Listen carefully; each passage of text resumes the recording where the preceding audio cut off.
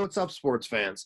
Welcome to Common Sense Sports Talk. My name is Andrew Freeman, and in today's episode, I'm going to be recapping the first week of the 2019 NFL season. And I finally get to say it, football is back. This is a very exciting week of action here. A lot of exciting games, a lot of big plays, a lot of stars doing their thing. And while it's important not to overreact to everything that went on this past week in football, just for the simple fact that it's early in the season. A lot of teams are still figuring themselves out. A lot of teams are kind of working off the rust of not really playing a lot preseason. There are a lot of storylines that will hopefully manifest themselves as the season kind of wears on. So a lot of exciting stuff to talk about here. So what I'm going to do is just go game by game and just kind of give you guys my thoughts on each game and kind of break down what happened for each team. And we're going to start on Thursday with the Thursday night contest between the Green Bay Packers and the Chicago Bears. This was really the perfect matchup, I think, to kick off the 100th season of the NFL with two of the charter franchises that kind of built this league up, especially for the Bears. You know, this is their 100th anniversary year. The Packers had their 100th anniversary season last season. So great way to kick it off in the oldest rivalry in the sport. And this was really a throwback game, really ugly offensively. You could just tell that both of these offenses were really out of sync. For the Packers, obviously they're still adjusting to Matt LaFleur's new scheme. They were out of sync early on. Really, their timing was just off. It just looked like they were still trying to figure things out. And Aaron Rodgers certainly did not have a good game whatsoever for his standards. And, some of that was because of the Bears defense being excellent. They've still proven that they are the best unit in all football at this point.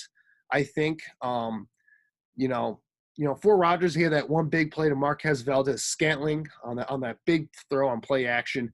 And then on the ensuing drive, the lob to Jimmy Graham for the touchdown, the only touchdown of the contest. So we still have to see some, prototypical classic Aaron Rodgers type of plays there. But for the most part, the Bears held them in check. But, man, speaking of terrible offense, the Bears' offense was just putrid in this contest. And we just had to go to the elephant in the room. I'm a Bears fan, and what I saw out of Mitch Trubisky on Thursday night was very concerning. He did not have a good game whatsoever. It might have been one of his worst games that he's ever had as a pro since entering the league. So a lot of concerning stuff. I was expecting him coming into year 3 to kind of take that next jump as a franchise quarterback and maybe establish himself as a legitimate franchise quarterback for the Bears to build around. Like I said before, it's week 1. You don't want to overreact. Sometimes guys just have bad games out there. And, he didn't have any reps in the preseason. So who knows? Maybe he just was a little bit rusty and needs to figure things out. But when you watch him play out there on Thursday night, it was just brutal. He was making a lot of the same mistakes that we saw last year and as a rookie. And that's definitely not encouraging if you want to see progression.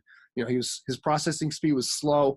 He wasn't making the right reads. He was locking on to his first target every single time, or most of the time. He wasn't going through his progressions, especially when it comes to focusing in on Allen Robinson. It seemed like whenever he would get panicked, he would just look for him and just throw it up to him, regardless of the coverage. And, yeah, he was just really off mentally in this game.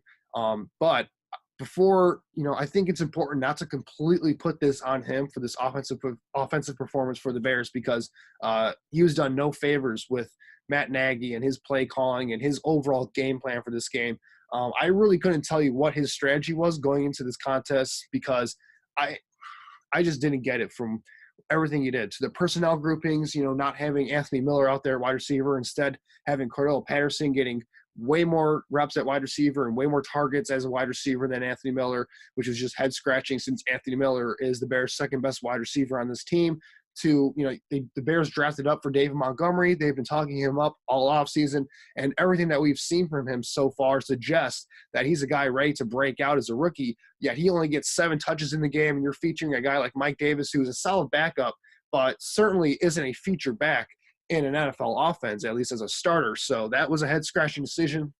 Speaking of the running game, you're definitely not helping out Trubisky when he's having a hard time seeing the field and he's having a hard time making his reads. He only run the ball 12 times in the game, including only 1 time in the second half, ending the game on, I think it was 35 straight passing plays, which is just ridiculously high. Terrible balance overall for the Bears. And then there was just a lot of questionable decisions. You look at the 3rd-and-1 play where they hand the ball off to Cordell Patterson, and you can just tell from the look of the formation that it was clear that they were telegraphing a run straight up the middle. That was a terrible play call. There are a couple other ones in there that were I just did not get whatsoever. The 4th and 10, obviously, when you're in field goal range, obviously showing that Matt Nagy does not trust his kicker, Eddie Pinheiro, whatsoever at this point in the season. Very concerning, especially coming off of the double doink in the playoffs last season. If the Bears are going to, go where they want to go this season in terms of going after a Super Bowl championship, they're going to need to trust the kicking game. So a lot of concerning stuff for the Bears, but you have to say, you have to give it up to Mike Pettin, the defensive coordinator for the Green Bay Packers, for putting together a very good game plan. It was obvious that he knew all of Matt Nagy's tricks. He was playing towards Matt Nagy's tendencies, knowing that he would, if he can get him off of his initial game plan, that he would, kind of force himself to pass more than he should. He was playing a lot of dime packages late in that game there to kind of play towards that tendency of Nagy to kind of get pass happy late in the game. So hats off to Mike Pettin for his adjustments and his game plan, having his defense ready. And the encouraging thing for Packers fans is, even though your offense definitely looks like a work in progress right now, you got some contributions from some of your new defensive additions from the offseason. You're looking at Zadarius Smith and Preston Smith, your 2 outside linebackers that you signed. Both of them had a sack in this game, including Preston Smith, who had the last sack of the game on Trubisky on that 4th and 10 play. You're looking at Adrian Amos, who, of course, he had to get what was essentially the game-sealing interception, making some big plays for them right there. And even going to the draft, your first-round safety, Darnell Savage, he was around the ball all night long. It seemed like he could have had a couple interceptions if the ball would have bounced the right way. So you have to take some encouraging signs for the Packers. I'm not too high on their defensive personnel still. I think the lowest scoring affair was more due to the fact that the offenses just were not ready at this point in the season. But we'll see. Definitely some positives for the Packers as they get a road win in a divisional game against a tough opponent.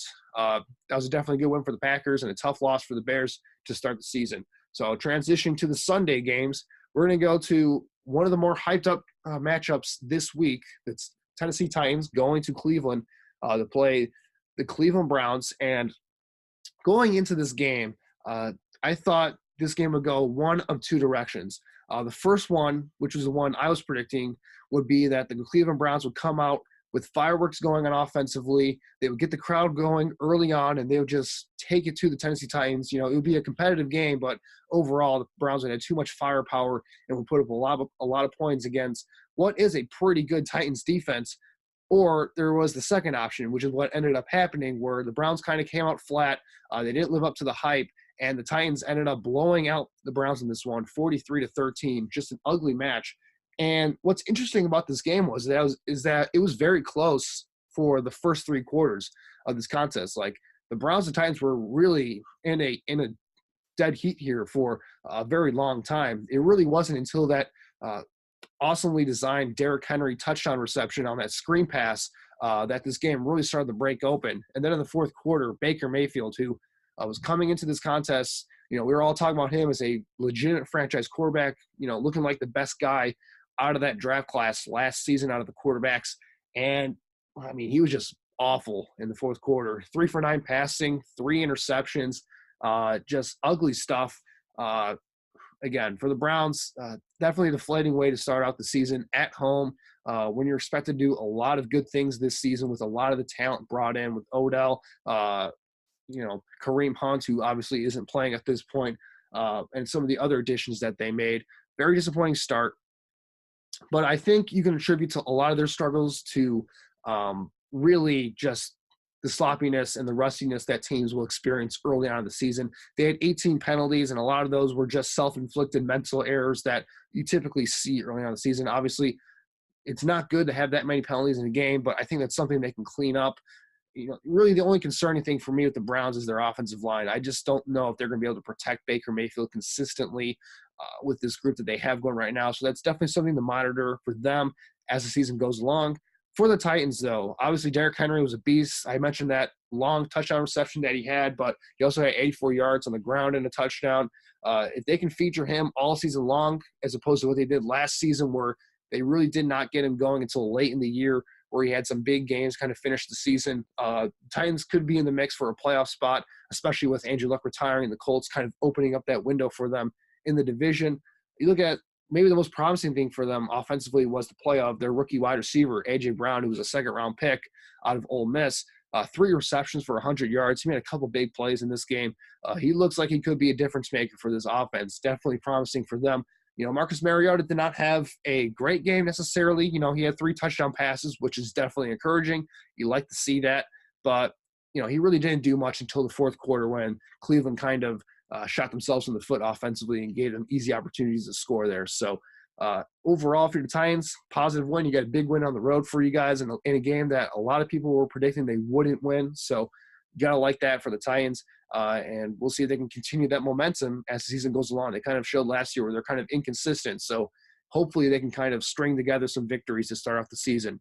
Moving on to the next game, the Baltimore Ravens at the Miami Dolphins. This one was just a complete blowout from the very beginning. The Ravens ended up absolutely destroying the Dolphins, 59-10. You can just tell during this game that the Dolphins are a team that have given up. They had no fight in this game whatsoever. But the big storyline, obviously, is the play of Lamar Jackson in this game, who was amazing as a passer. Going in all offseason, we're talking about, can he develop as a pocket passer? Can he be productive on offense without just relying on his legs? And, man, he was really effective throwing the ball. You're looking at him as a guy with a perfect passer rating in this game, 17 for 20, 324 yards, 5 touchdown passes, just really good stuff for the young player. Definitely showing a lot of growth going into his second season as an NFL starting quarterback, his first full season as a starter for the Ravens here. And one thing that I thought really helped Lamar Jackson was their new rookie wide receiver, Marquise Brown. He had 4 receptions, 147 yards, and his 2 touchdowns on the game were both over 40 yards. Definitely living up to the billing as a deep threat for this offense, as a guy that can stretch the field vertically and make some big plays with the ball in his hands. You got to love that for this offense in terms of the passing game. And they were able to run the ball effectively as well. Mark Ingram, who is their new free agent running back, who's supposed to be their bell cow this season, 14 carries, 107 yards, 2 touchdowns. Very good start for him. Overall, you got to love what you saw with the Ravens. Definitely showing that they have a lot of upside on offense, a lot more than I really expected from them, at this point in the season. For the Dolphins, though, like I mentioned, it's clear that this team just really gave up on their coaching staff and on their management after the Laramie Tunsil trade. There's talks about a lot of players in that locker room going to their agents, asking for trades. You don't really know how true that is, but I wouldn't be surprised after a performance like this. It just looks like, the entire feeling that you get from this organization is that they're not trying to win right now. And that was reflected in the score of this game. This could be a historically bad team in Miami. And if they want to kind of salvage this team and be competitive down the road, they have to turn around next week against New England. But that's not looking good for them. Moving on to the next game, Atlanta versus the Minnesota Vikings on the road there. This was kind of a blowout as well. The score was 28-12 in advantage for the Vikings. It really didn't feel that close, though. It felt like the Vikings kind of dominated this thing from the very beginning. They got the running game going, which is something that they made it known this offseason that they wanted to emphasize the running game a lot more, bringing in Gary Kubiak to kind of be an offensive assistant for this team. Dalvin Cook had a big game, 21 carries, 111 yards, 2 touchdowns. If he can stay healthy for this offense, you can expect that production, I think, not every week, obviously, but you can expect him to put up a lot of big numbers this season if he can stay healthy, because it's pretty clear that Mike Zimmer, the head coach, wants to emphasize that running game and get that going this year. Kirk Cousins only had 11 passes, I believe, under 100 yards passing. Didn't really do a lot in this game. Obviously, if you're going to be paying a quarterback $30 million per year guaranteed, it's not ideal to have him just be a game manager type of quarterback where he's not throwing the ball a lot. But with that said, if the Vikings are going to win games this year, it's going to be about their defense and about controlling the clock offensively.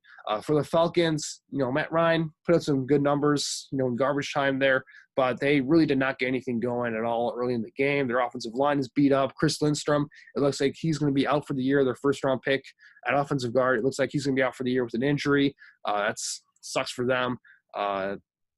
Really not much to say for the Falcons. I think they're a better team than this. They just had a tough go going on the road in week 1 against a very good defense and team that is looking to establish more of a physical mindset on their team. So moving on to the AFC, going to a game over here. The Buffalo Bills played the New York Jets in New York in this game, and this was kind of a wacky affair. The Bills, they had 4 first-half turnovers in this one, and the Jets were not able to capitalize it fully. You look at, we'll start with the positive for the Jets, though. They got some big contributions from some of their big signings from this offseason. C.J. Mosley, he had a pick 6 on Josh Allen in the first half, as well as a fumble recovery. Love to see that there. Unfortunately, he got injured later in the game. I think it was a groin injury, so you're hoping that he can stay okay and be able to play, next week or however long he might be out. You're hoping that he's fine and can play the remainder of the season. And then Le'Veon Bell, who was the biggest name of the group that they signed, he had about 59 yards rushing in this game. He had a touchdown in the receiving category and a 2-point conversion. Nice game for Le'Veon Bell in his first game as a Jet.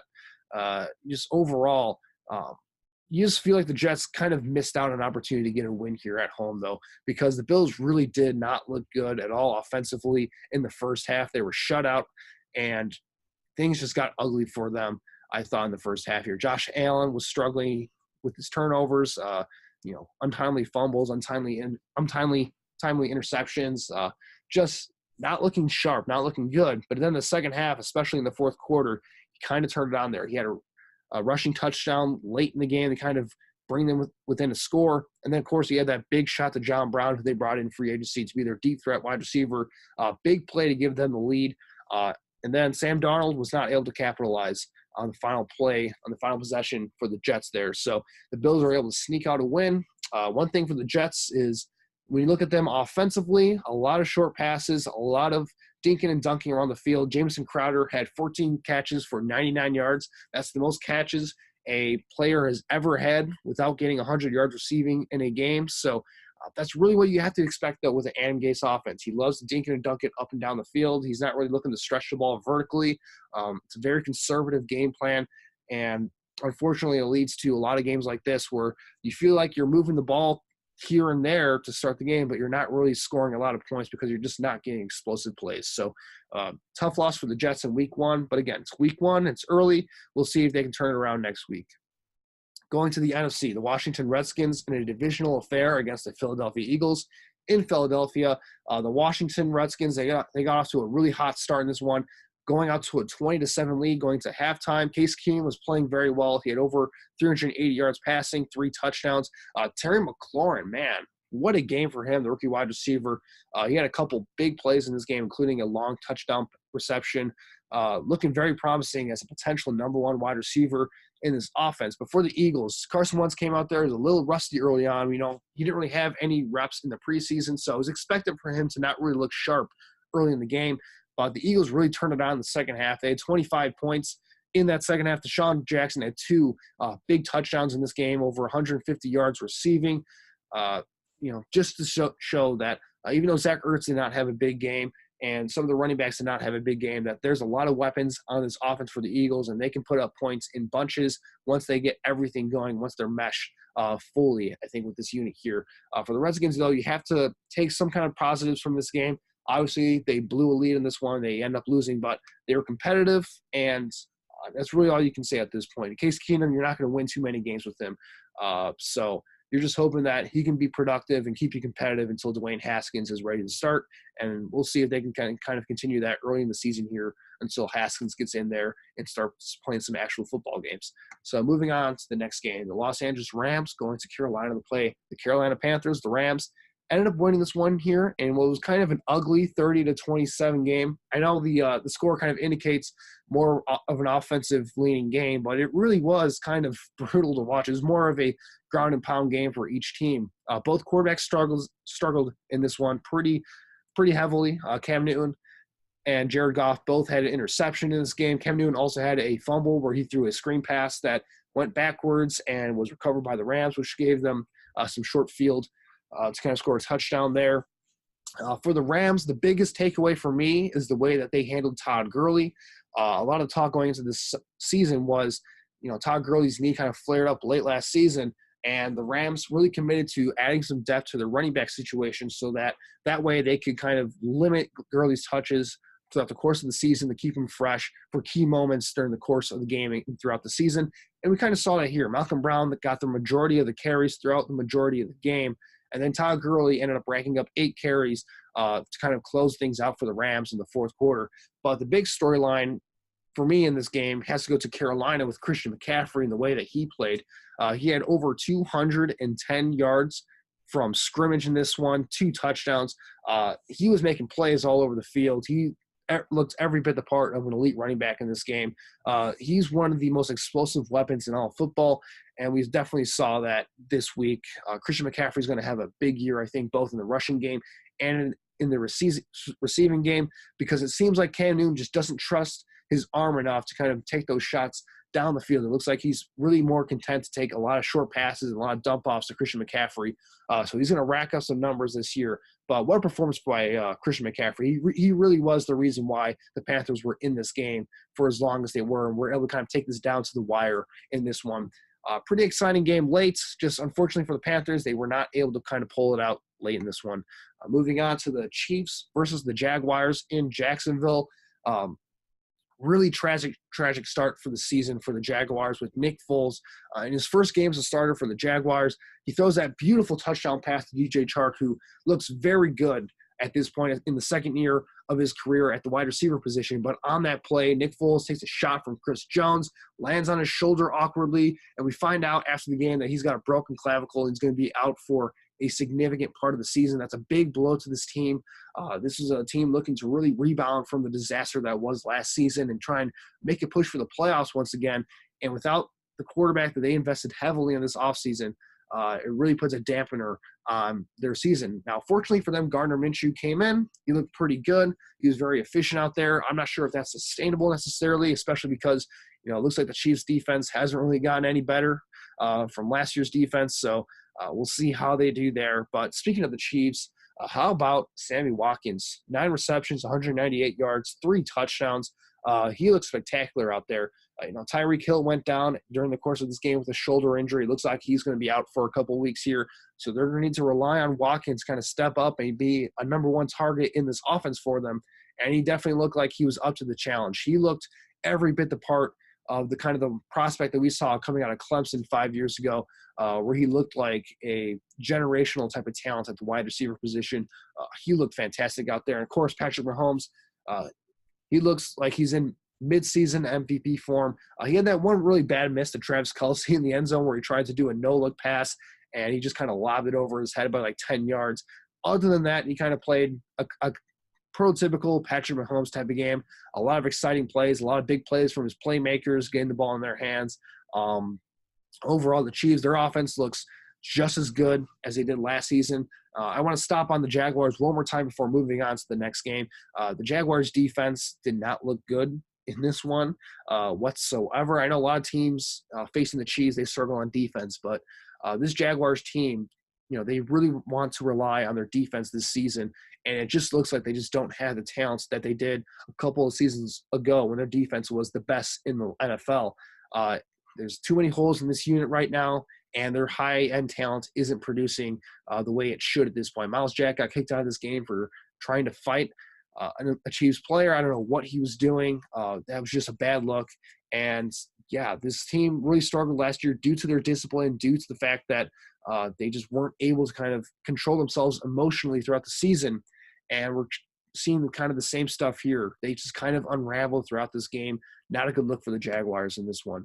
Moving on to the later afternoon games on Sunday. The first will start off with the Indianapolis Colts and the Los Angeles Chargers in a very exciting overtime thriller. The Chargers ended up pulling it out 30-24. And the big storyline going into this game was, how was Jacoby Brissett going to play replacing Andrew Luck, who retired right before the season? This is a big blow for this Indianapolis Colts team. They were expecting to compete for a Super Bowl, and that is basically a wash. That's not going to happen for the Colts. But there's still enough talent on this team to be competitive. So you wanted to see how Brissett would respond now being the full-time starter for this organization. And I've got to say, he looked very good out there. Very efficient with the ball. Didn't put the ball at risk really in terms of turnovers. put up a lot of points. He was able to kind of match Phillip Rivers point for point in this game. Really good stuff for Jacoby Brissett, very promising there. They were able to get the running game going, which is definitely a positive. Marlon Mack had a big game on the ground, 25 carries, 174 yards, and a touchdown, including that long run for a touchdown that he had early in the game. If there's one concern for the Colts, it really comes down to Adam Vinatieri had a missed extra point and a missed field goal. Very uncharacteristic of him. You don't really expect that. I think he should be fine, though. I mean, it's Adam Vinatieri we're talking about here, so I wouldn't worry about that too much if I'm a Colts fan. I think he's going to turn that around pretty easily. Overall, if you're a Colts fan, I think you've got to come out of this game very encouraged with the way this team played, despite everything that happened in this offseason and all the concerns surrounding this team. But for the Chargers here, obviously playing at their stadium, it's not a home field advantage, so it's kind of a struggle for them to get wins at home. Despite being in LA and being what's supposed to be their home field. But I thought they went out there and they played pretty well in this one. The injuries are starting to pile up, though. Hunter Henry, it looks like he's going to be out for the season with a knee injury. That just sucks for him. It seems like whenever he starts to get going and starting to establish himself as a top tight end in the league, he gets injured again. It just really sucks for him. But in terms of the positives, how about Austin Ekeler at running back, stepping in for Melvin Gordon, who's holding out still. Looks like he's going to be out for the first half of the season, presumably. Austin Ekeler was amazing in this game. He had 3 touchdowns, including the game-winning score in overtime, over 100 yards from scrimmage overall. He looked very good, and you have to kind of agree with the way that the Chargers are handling the Melvin Gordon contract situation in terms of not paying him yet, because if they're able to get this type of production from Justin Jackson and Austin Ekeler kind of backing him up, what's really is the need to pay a guy like Melvin Gordon so much money? And you definitely saw that in this game here in week 1. Obviously, it's early in the season. We don't know yet if that's going to be sustainable for them. But in terms of just what we've seen so far this year, and even going back to last year when Melvin Gordon was injured, this running game should still be productive for the Chargers as long as their offensive line can get going there. And, the Chargers, they're dealing with injuries right now, but if they're able to kind of pull through and get some wins early in the season and get some of their guys back healthy later in the year, that'll go a long way for their Super Bowl aspirations. The next game to talk about is between the Cincinnati Bengals and the Seattle Seahawks in Seattle. This was kind of a exciting game to watch early on. There was a lot of scoring in that second quarter period right there. We kind of saw what Zach Taylor wants to do with the Bengals on offense. It is pretty clear that even though he has a lot of the same concepts in terms of the zone run scheme from the Shanahan offense and McVay offense and kind of incorporating that into what he wants to do offensively, it's pretty clear that he wants to throw the ball early and often on offense. Andy Dalton threw the ball 51 times in this game for 418 yards and a couple touchdowns to John Ross, John Ross, what a game for him. This was a guy that we were talking about as a bust as a first-round pick a couple of seasons ago, and he goes out here in this one, and we saw every bit of the deep threat weapon that he was coming out of Washington in college. 7 receptions, 158 yards, 2 touchdowns, including that one where he went up there and just grabbed the ball over 2 Seattle defenders. He looks really good in this offense, so I'm really excited to see what he can do with A.J. Green out for the first half of the season or so. Very exciting stuff for the Bengals. I know that they didn't score a lot of points in this one, only 20 points. There were some turnovers there late in the game. They just weren't able to find that rhythm again that they had in the first half, in the second half.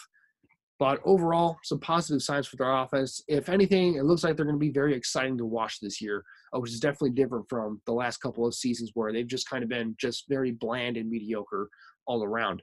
For the Seahawks, you definitely saw a little bit of an impact from Jadeveon Clowney. Didn't do too much in terms of the box score in this game, but his impact was definitely felt. I felt like the Bengals were not able to run the ball consistently. They were getting some pressure on Andy Dalton as the game went on. So we like that there. And then even though the offense kind of struggled in this one, especially in the second half, they just weren't able to get anything going. Chris Carson only had 46 yards on the ground rushing, but it's pretty clear that they want to get him involved a lot more this season. But Russell Wilson, it was clear early on in the game that he wanted to get rookie wide receiver DK Metcalf involved, kind of get that chemistry going, because he's going to be important for them because they just don't have a lot of talent at wide receiver outside of their starting group there. But late in the game, when they needed to make a play and they needed to score another touchdown there to win the game, Russell Wilson goes to old reliable Tyler Lockett on a big 44-yard touchdown play, going over the top of the defense. Once again, we saw that all the time last season, and they did it once again in this one to win the game. So Seattle, they end up stealing one in week 1. Good start for them to start the year at home. Moving to the game of the week, the New York Giants play the Dallas Cowboys in Dallas at Jerry World. And this game really is all about Dak Prescott. I mean, I can talk about how the Giants are really bad, and trust me, outside of Saquon Barkley, they look just as every bit as bad as I thought they would be. But Dak Prescott, what a game for him. Perfect passer rating, 405 yards passing, 4 touchdowns. He looked comfortable, he looked efficient, and it looks like he's got a really nice chemistry with Kellen Moore, their new offensive play caller, in this scheme. You know, a lot of play action, a lot of quick throws, a lot of manageable situations, a lot of controlled easy plays for Dak Prescott to go out there and make in this offense. It shows that, you know, with the play calling being a little bit stale over the past few seasons, that if you can get get Prescott comfortable in this offense, you don't need to rely on Ezekiel Elliott as much to have a big game for you. But if you can get him some weapons around him and get him in an offense where he's not asked to do too much in terms of the passing game, in terms of the throws that he's asked to make, he can go out there and be very efficient for you, and that's what he was in this game. Very promising start for Dak Prescott, who is looking for a new contract, and Jerry Jones, he may just have to pay up after a performance like this in week 1. For the Giants, you know, Saquon Barkley had that big run to start off the game. I think it was about 69 yards, I believe, early in the first quarter.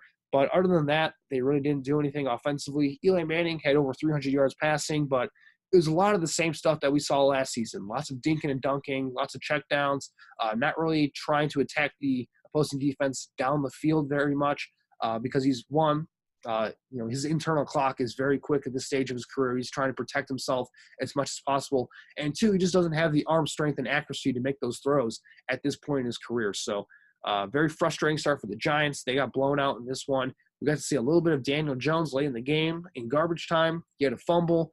Really can't take too much from it. You know, like I said, it's garbage time. And, you know, we'll see how they manage that quarterback situation this season, because if Eli Manning continues to struggle and the Giants continue to struggle and Eli Manning isn't playing well, you may have to go to the rookie a lot earlier than the Giants are anticipating that they want to go to him. So moving on to the next game, Detroit Lions at the Arizona Cardinals. Detroit really was, dominating this game for the entire time.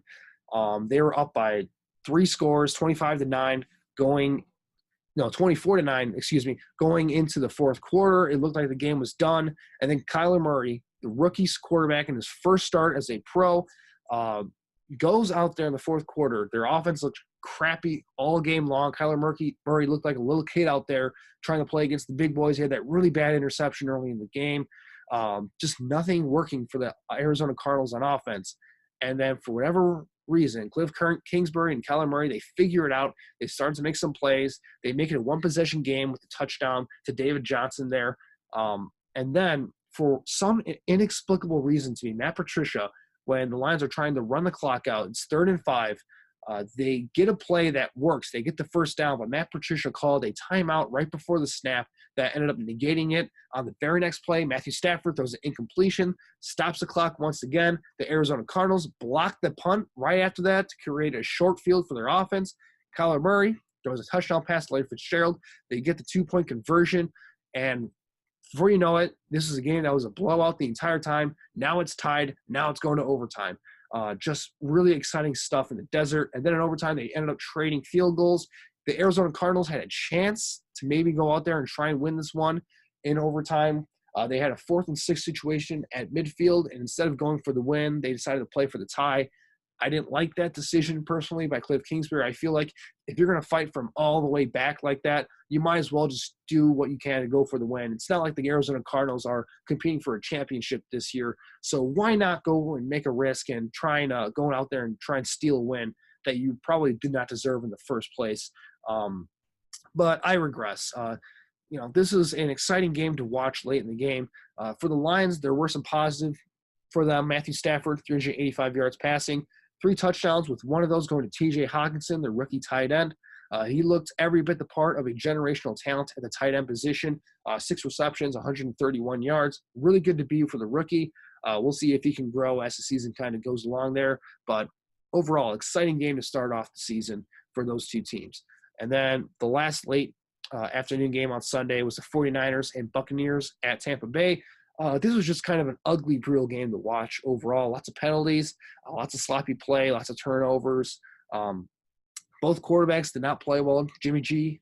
Garoppolo had a really bad pick six to Vernon Hargreaves early in the game that kind of gave the Buccaneers some momentum. But unfortunately, because of their quarterback, they were not able to capitalize on that. And Jameis Winston, we've been talking about all offseason how this is kind of a make it or break it year for him with Bruce Arians coming in to be the head coach. And he was awful in this game. 3 interceptions, 2 pick sixes, one of them to Richard Sherman, and then another one was on the final drive. You have a chance to go out there and tie the game and kind of establish yourself early in the season as a guy that the Buccaneers can build around. And instead, they call a halfback screen on the first play of the drive. Jameis drops back. There's some pressure. It's clear that the 49ers saw the screen coming all the way. They have it completely covered. No one's open. There's bodies all over the place. Just eat the rock, throw the ball away, whatever you have to do. Just live for the next play. And instead, Jameis Winston throws a duck out there. The 49ers pick it off, return it for a touchdown, and that's all she wrote after that. 31-17 win for the 49ers in this game. Just an awful performance. I don't really know if you're the 49ers if I'd be too positive on that because, this is a defensive backfield last season that only had 2 interceptions all year long, and they had 3 interceptions in this game. And I feel like that's mostly because of Jameis Winston just being a turnover machine more than the 49ers being improved in the secondary. But we will see. We'll see if they made any improvements. For the Buccaneers, obviously this was a rough start for the year for them. If there's one positive, it has to be that Ronald Jones, their second-year running back, a second-round pick last year, looked pretty good at the running back spot for them this week, carrying the ball for them. 13 carries, 75 yards. He looked physical. He looked a lot more explosive than he did last season. So that's definitely a positive for them. We'll see if they can kind of continue that as the season goes along for them. Then the Sunday night game between the Steelers and the Patriots at Foxborough. This one wasn't even close at all from the get-go. Tom Brady looks as excellent as ever. 3 touchdowns, 341 yards passing. Josh Gordon, he had that ridiculous touchdown where he cut the ball short on a shallow cross kind of route there, crossing route, and then he kind of took the ball. And then I swear he broke like 3 tackles on that play to score a touchdown. Just a ridiculous play by a talented receiver. You hope that his off-the-field issues are figured out because if he can stay on the field for the Patriots, he is going to be a great weapon in this offense for them. Just really positives all around for the Patriots. They're the Patriots. So that was a big game for them. For the Steelers, though, I mean, you're coming into this season and you're hoping that by getting rid of guys like Le'Veon Bell and Antonio Brown, that it's addition by subtraction, that even though you're not as talented on that side of the ball, you don't have as much drama and distractions to worry about. And unfortunately, it looked like that they needed the talent on the field for them because Ben Roethlisberger, he really struggled early and often in this game, just never found a rhythm with his receivers. They couldn't get the running game going. Just an ugly game for Pittsburgh overall. So hopefully that's just a case where, they never play well in Foxborough anyway in the Bill Belichick era. I think they're 0-7, I believe, at Foxborough, as long as Bill Belichick and Tom Brady have been the coach and quarterback in New England for them. So hopefully it's just a case where they just haven't really figured that out as of yet right now, and hopefully they can kind of turn things around this season. I think that'll happen, though. Mike Tomlin's too good of a coach, and Ben Roethlisberger's too good of a quarterback for this to kind of go along all season long. So I think they'll turn around, but overall, Patriots looking like the Super Bowl favorites so far early in the season. And then you go to Monday night. There was a doubleheader, a lot of exciting action, especially with the first game between the Houston Texans and the New Orleans Saints. This was an absolute shootout, very exciting stuff here. The Texans, they got out to an early lead. They're up 14-3 at halftime. It looks like the Saints, they weren't getting anything going on offense. And then Drew Brees just slowly but surely got things going for the Saints.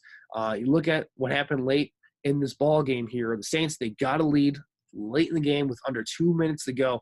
And then Deshaun Watson makes two unbelievable throws, first to DeAndre Hopkins and then to Kenny Stills for the go-ahead touchdown with, I believe, 50 seconds left in the game. That's the type of stuff that you want from your young franchise quarterback. He did not have a perfect game in this one. He had that one bad interception where he tried to hit Will Fuller, I believe, or no, it was DeAndre Hopkins on a deep play down the sideline. Got picked off, but other than that, man, Deshaun Watson looked really good in this game. But how about Drew Brees? Just going right down the field after that touchdown, getting his team in field goal range, and then Will Lutz kicking the 58-yarder to win the game. Very exciting stuff on Monday night to start the season. Those are two really good football teams out there, and they put on a show on Monday night. And then the final game of the week that we have to talk about is between the Denver Broncos and Oakland Raiders. The Raiders won this one 24-16 at home, but it really did not feel that close. The Raiders kind of manhandled the Broncos early and often in this game. It really felt like that the Raiders were just the best team on the field, and it kind of got the sense that with all the drama with Antonio Brown this offseason, that the Raiders just wanted to go out there and make a statement that we don't need Antonio Brown. We're above all this nonsense. We have a good team here in Oakland. We're building something going into Las Vegas. And they went out there and they definitely proved it. Josh Jacobs, the rookie running back, had a very nice debut, 85 yards rushing, over 100 yards total from scrimmage, 2 touchdowns. Derek Carr was very efficient, only 4 incompletions on the game. Very nice stuff from the Raiders. They did not give up a sack as well in this game. Bradley Chubb and Von Miller had almost no impact in this ball game whatsoever. And speaking of the Broncos, I expected a lot more from their defense. They looked like they were a team that kind of got pushed around a lot defensively.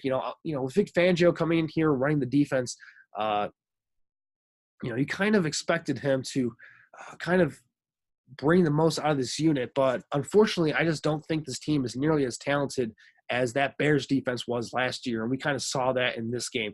Outside of, your 2 pass rushers and Von Miller and Bradley Chubb and Chris Harris, obviously in the secondary, who is the standout player on this defense that will step up and make plays for them? They really did not show any of that on Monday night as of right now. So we'll see if they can kind of fix that.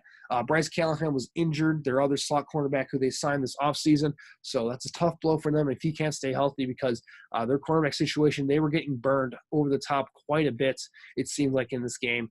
And then I think the biggest concern for me with the Broncos is their offense, though. Joe Flacco did not look good whatsoever. The offensive line got beat like a drum in this game. It's going to be tough because they're playing the Bears next week, which is going to be an exciting game in Denver. And, man, if they're having a hard time dealing with the Raiders pass rush, I can't imagine how tough it's going to be going against that Bears unit who had 6 sacks on Thursday against a much more talented Packers offensive line. But overall, those are my thoughts on week 1. Let me know what you guys think in the comment section below, or on Twitter. You can follow me. That's going to be in the description below. And of course, please like and subscribe if you like the content here. It really goes a long way to kind of helping this channel grow into what I want it to be. Thanks, guys, for watching. We have another exciting week of football coming up. I cannot wait to see what happens this weekend. So thanks, guys, for watching.